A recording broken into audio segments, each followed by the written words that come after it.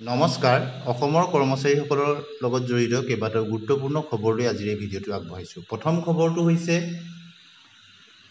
Government of Assam office of the inspector of school Dhubri district circle. Dhubri district চাৰ্কুলৰ ফালৰ পৰা জাৰি কৰা এটা বিশেষ নিৰ্দেশনা, য'ত 8টা গুৰুত্বপূৰ্ণ কথা উল্লেখ কৰা হৈছে।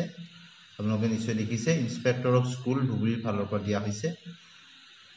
প্ৰথম পইণ্টটো আপোনালোকে দেখিছে,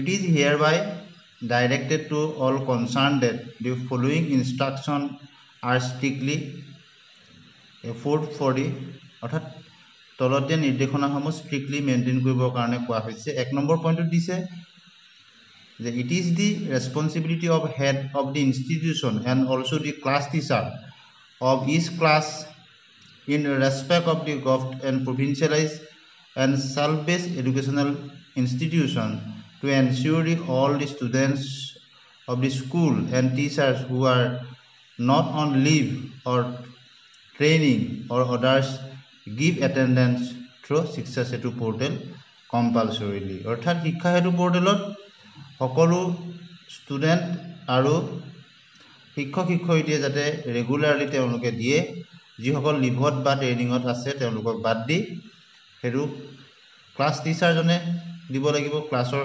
ষ্টুডেণ্টৰ ক্ষেত্ৰত হেড অফ দি ইনষ্টিটিউশ্যনে সকলোখিনি দিশ চাব লাগিব। গুৰুত্বপূৰ্ণ নিৰ্দেশনা আহিছে। দ্বিতীয়টো হৈছে head of the institutions are to be encourage to take attendance in flight mode or offline mode while taking attendance in Shiksha Setu portal। শিক্ষা সেতু পৰ্টেলত যেতিয়া এটেণ্ডেঞ্চ ল'ব ফ্লাইট মোড বা অফলাইন মোডত ল'বলৈ কোৱা হৈছে। যিহেতু ধুবুৰীৰ নিচিনা অঞ্চলত নেটৱৰ্কৰ যথেষ্ট অসুবিধা, গতিকে ফ্লাইট মোড কৰি অফলাইন মোডতে ল'বলৈ কোৱা হৈছে। পিছত চিংক কৰি দিলে যিহেতু চিংক হৈ যায়, আপোনালোকে নিশ্চয় গম পালে। 3 নম্বৰ পইণ্টটো চাব, regularity of both in time and out time attendance for the teachers are to be ensured. শিক্ষকসকলৰ ক্ষেত্ৰত ইন টাইম অৰ্থাৎ ৰাতিপুৱা বিদ্যালয়লৈ যাওঁতে আৰু বিদ্যালয় ছুটিৰ পিছত ঘৰলৈ অহাৰ আগতে আউট টাইম দুয়োটা যাতে এনচিয়ৰ কৰে, দুয়োটাই যাতে প্ৰদান কৰে, সেই কথাটো কোৱা হৈছে।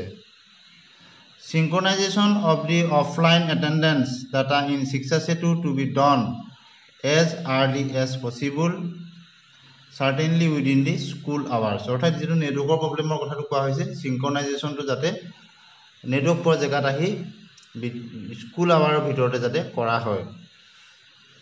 5 নম্বৰ পইণ্টটো চাব, all CRCCs to monitor attendance of the respective cluster in daily basis।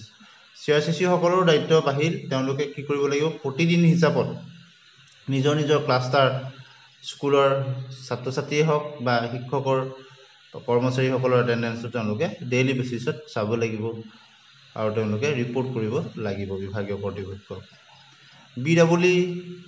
BOs to have VC with CRCCs regarding attendance monitoring। অৰ্থাৎ BO সকলে তেওঁলোকে ভাৰ্চুৱেল কনভাৰচেশ্যন কৰি থাকিব লাগিব CRCC সকলৰ লগত। আৰু 7 নম্বৰ পইণ্টটো হৈছে, all teachers and CRCCs are mandatorily provide attendance in Shiksha Setu portal। আৰু সকলো CRCCয়ে তেওঁলোকেও শিক্ষা সেতুত এটেণ্ডেঞ্চ দিব লাগিব। If any student is found to be absent more than a week, then head of the institution and class teacher to view the home of the student। অৰ্থাৎ যদি তেওঁ এসপ্তাহতকৈ বেছি অনুপস্থিত থাকে, হেড অফ দি ইনষ্টিটিউশ্যন আৰু টিচাৰে ষ্টুডেণ্টৰ ঘৰ visit কৰিব লাগিব।